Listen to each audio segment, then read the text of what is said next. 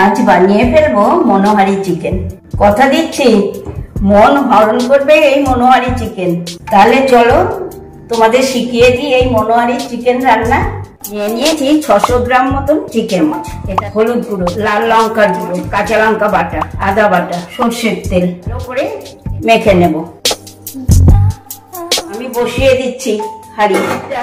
এবার সর্ষের তেল, আমি কিছুটা রসুন থেতো করে রেখেছিলাম সেগুলো দিয়ে নিলাম। দুটো তেজপাতা, পেঁয়াজ কুচি,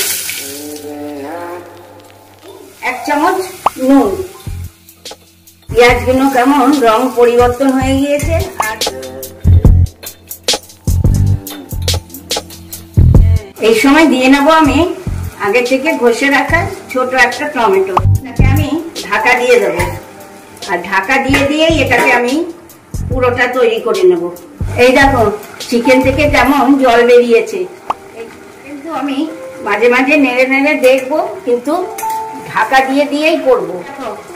আলুটা দেওয়ার পর আমি ঢাকা দিয়ে দিয়েছিলাম, 10 মিনিটের মধ্যে আমার কষানো হয়ে গেল।